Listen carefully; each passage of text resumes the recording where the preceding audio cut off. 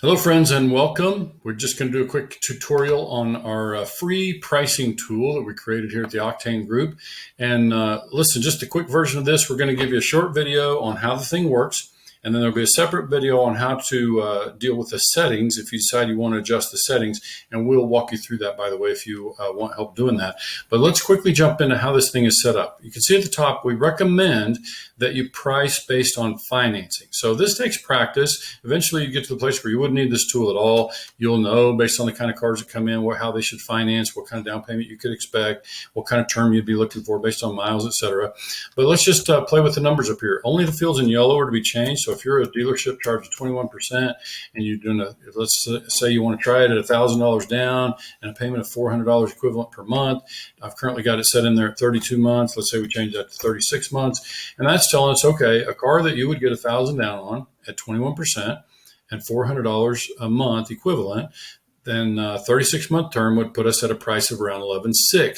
So you can see we're really just trying to set a price based on financing rather than on cost.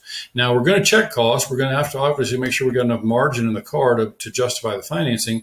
And right down here, you would check a couple of different tiers. So we've given you 3 different price points, and the idea is to be able to drive different rates of return on different price points. So for example, we can run up here to a tier 3, and you can see that a tier 3 being the higher price point cars, we might be looking for only 100% rate of return. I've got currently $4,000. Let's adjust that. Let's look at more like $5,000 on that, and 5,400. If we're saying this is our higher tier, we can even go higher than that. Let's go 6,000.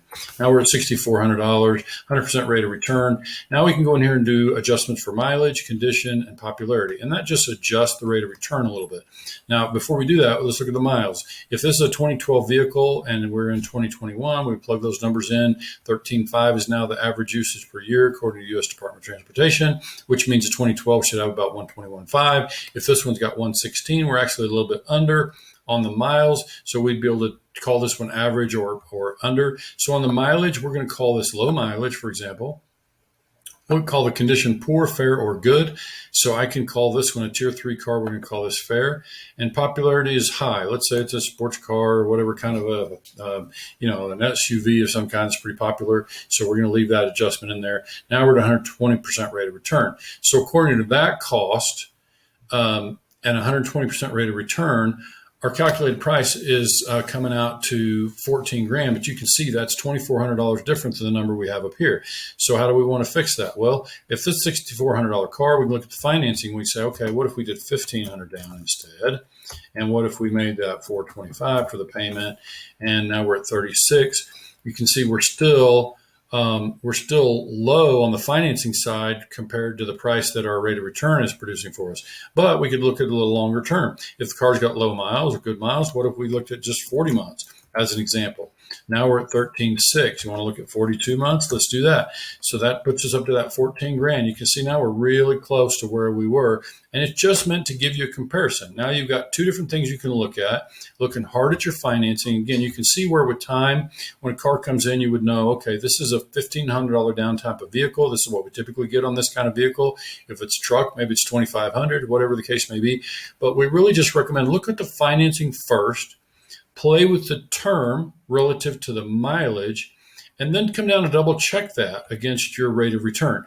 Now, these numbers are customizable, the gray, the blue, we can adjust those. We'll have to help you do that to make the tool continue to work correctly. But by all means, just play with it. Understand it's not exact science. It's just meant to be a guide and give you a couple things to compare as you experiment with your pricing. We always like to see, as I said, to see our dealers get plenty of gross profit to justify the risk that they're taking. So we want you to keep that in mind. This particular one you can see over here has got 157% gross profit to cash in deal ratio. So that's a number you would watch as you experimented with this tool. And again, we'll do a separate video on how the settings work. And then just remember, you'll need to reach out to us and we'll do it free of charge. We'll make the settings. You just tell us what settings you want in there and we'll fix it up and send it back for you. But in the meantime, we provide this free of charge. All we'd ask is that you give us some feedback. If there's something you can see that we could do to improve it, by all means, let us know. Thanks.